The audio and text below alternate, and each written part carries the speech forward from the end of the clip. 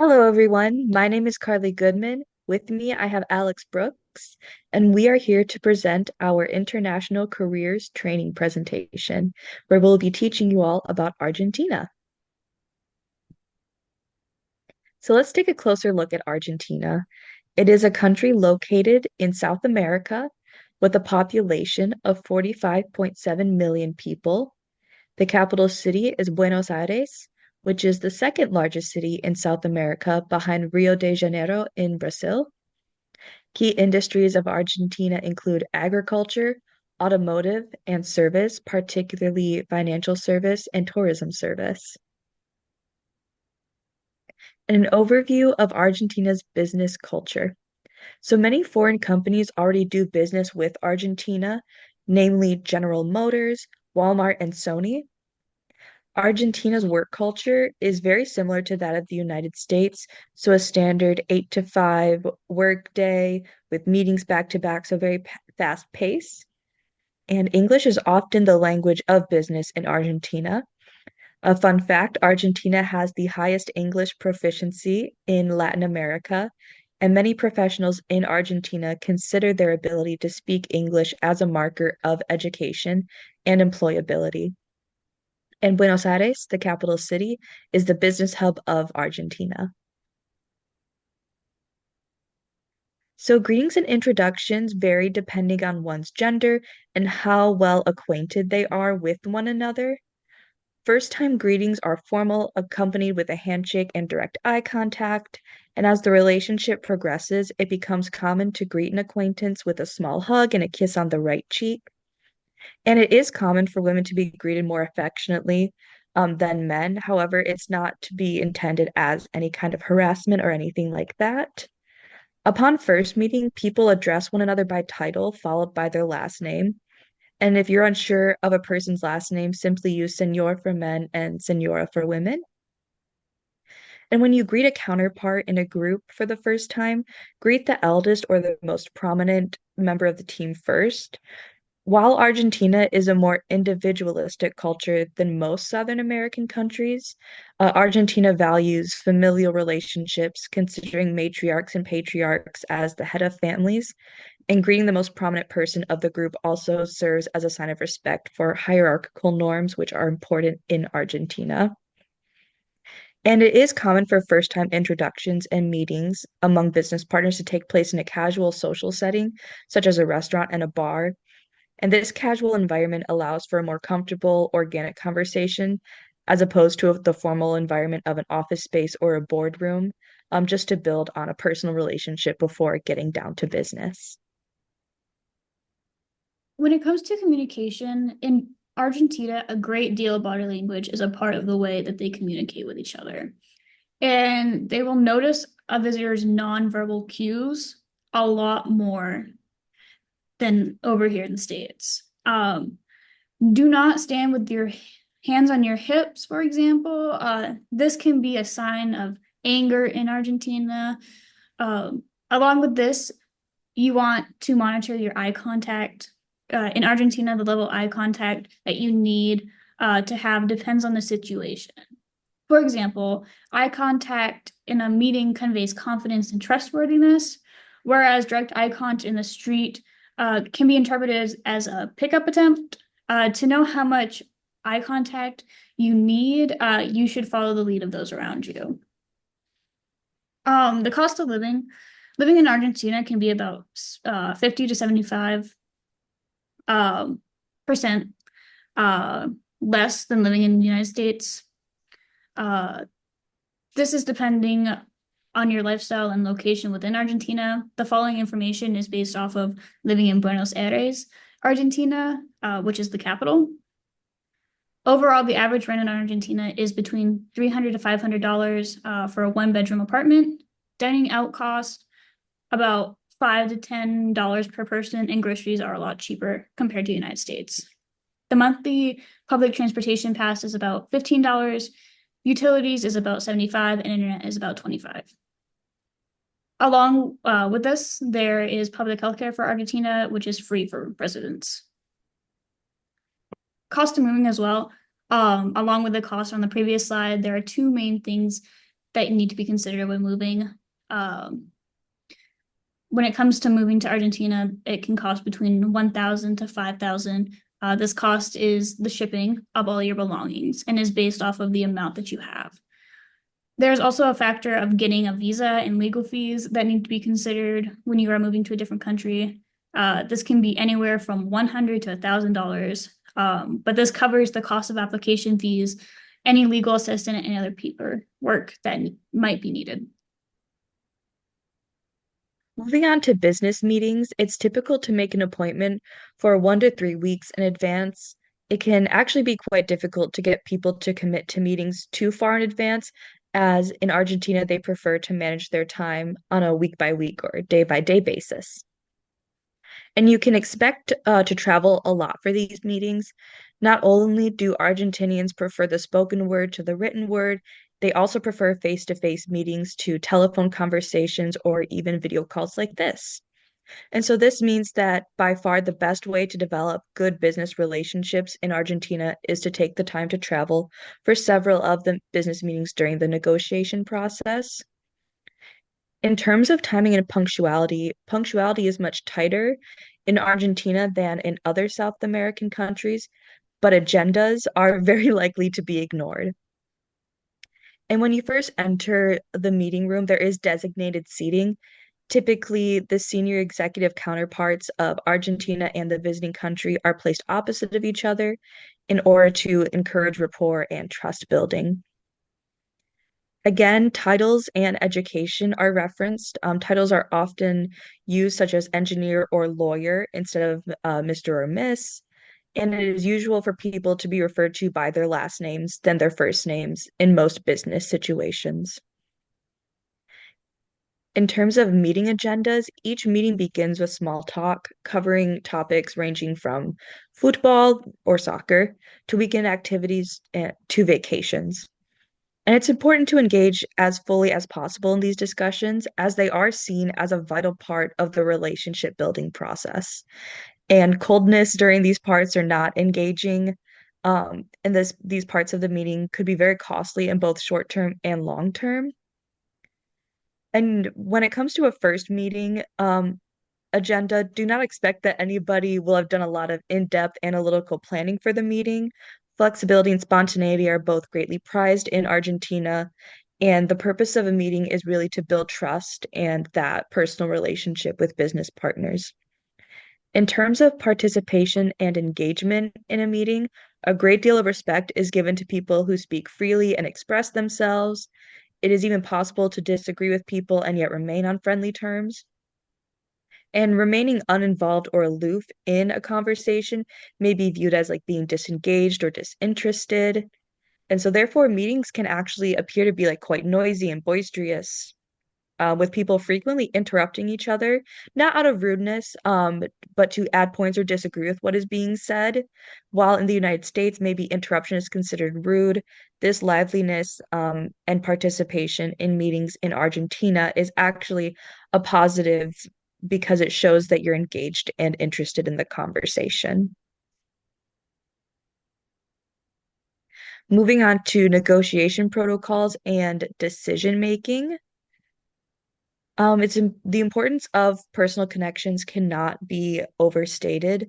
Initial negotiations often focus on building a rapport than on one specific business need at hand, again, emphasizing the value of personal relationships over immediate business goals.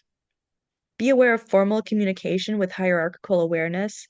Again, Argentinians place a high value on respect for hierarchy and formal communication, particularly respecting titles and educational background of individuals. And be mindful that in Argentina, there is a slow and deliberative negotiation process. Patience is highly regarded, with a slow approach to negotiations being typical. Displaying impatience or a hard sell approach may be viewed as disrespectful or even aggressive. And be aware of cultural nuances in communication. Direct communication is common, but is layered with nonverbal cues that are significant. And in Argentina, physical proximity during discussions is closer than in the United States. So just be aware that they may be sitting closer to you. They may be talking with their hands more, as part of their culture. And maintaining eye contact is essential to convey honesty and build trust within business partners. And when it comes to adapting to local customs, using a local intermediary can be beneficial to navigate the initial business interactions and cultural nuances effectively, helping to bridge those cultural gaps and build that personal relationship. Argentinian dress code. Appearances are both very important in business circles and society at large. In Argentina, people are judged based on the way they dress. So even walking down the street in like your sweatpants or your sweatshirt, you may be looked at as someone who may not have a lot of social status, which is very important in Argentina. So dress for your job title. If you are a high level executive, um, make sure you're dressing professionally. And men will typically dress in dark, well-tailored suits, while women also will dress in darker colors, and they favor either suits or modest professional dresses. Business meal etiquette in Argentina, the most important position at the table is the head of the table.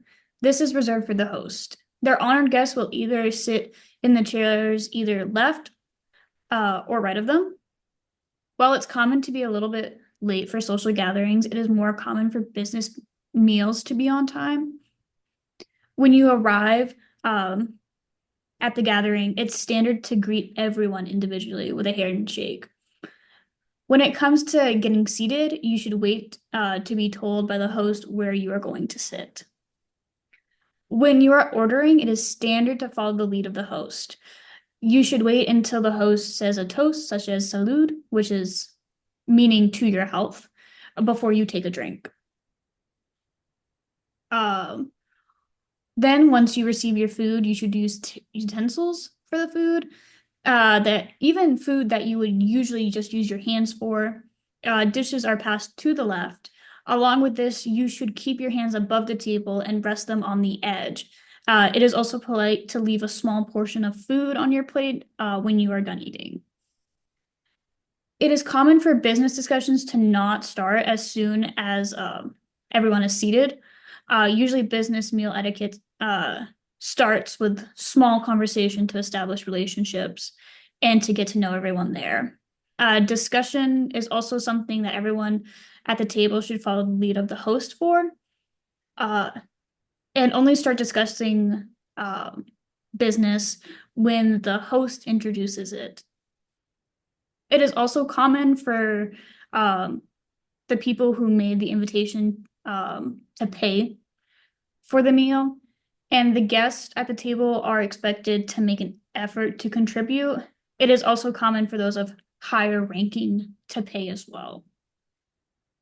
Also, another key thing about business meal etiquette is that it is considered rude to leave the table before the host. The usual meal of these business meals consist of a common appetizer like empanadas. These are pastries filled with either meat, chicken, ham and cheese, or some other form. Uh, a dish that is commonly served is asado, which is a barbecue featuring various cuts of meats, especially beef. It is very popular and considered an important social meal. Another common dish is Milanese, which is a breaded and fried meat, often served with either fries or a salad. Polenta is another common dish consisting of grilled provolone cheese and is often served with oregano or olive oil. Wine is the common drink that is served, especially in Malbec.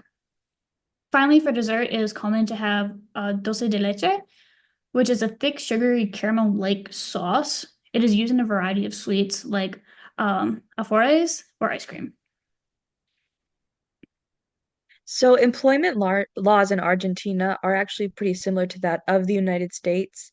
So like I mentioned before, the standard work week in Argentina is a maximum of 48 hours, with day to day being about an 8-hour shift. It's required to have 12 hours of rest between working days. and 35 hours of uninterrupted rest per week, which is just a fancy way of saying like a weekend, how we get about 48 hours, depending if you work a regular Monday through Friday, 9 to 5. Argentina also has anti-discrimination laws. So if an employee is discriminated against because of race, religion, age, gender, disability, or political or union activities, the employer can be ordered to compensate the employee for any kinds of damages caused due to that discrimination. And in terms of vacations, leave, and other absences, paid time off, commonly referred to as PTO, will vary for each person depending on how long service you've been to the company or the organization. And for maternity and paternity leave, it is very similar to that in the United States, where typically it will be 90 days for mothers and 2 days for fathers. But obviously, there are many companies now that offer more equitable leave for mothers and fathers for childbirth. And employees may request additional time to take maternity or paternity leave, but keep in mind that that time will be unpaid. Some fun facts is while gifts are not mandatory when meeting and interacting with new people, small gifts are appreciated, especially when they are unique and representative of your home country. Building personal relationships is crucial in Argentina business cultures and cannot be stressed enough. Trust and personal connections often take precedent over formal contracts. Along with this, Argentina has a strong emphasis on education. Many Argentinians place a high value of academic qualification and continuous learning, which can significantly influence career opportunities and professional development. And for key cultural considerations, um, we think that the most vital cultural considerations to remember when conducting business in Argentina are personal relationships, communication, styles, hierarchy, and decision making, along with punctuality, business attire, and gift giving. In the previous slides, we looked at these considerations and why they are vital. Learning about different customs greatly benefits our group now and in our future careers. Learning about different customs enhances our ability to communicate effectively and build strong relationships with people from diverse backgrounds. This can also lead to more successful collaborations and partnerships. Being culturally aware can also help avoid misunderstandings and potential conflicts, making our group more adaptable and compatible in the global business environment. Thanks for watching. Thank you.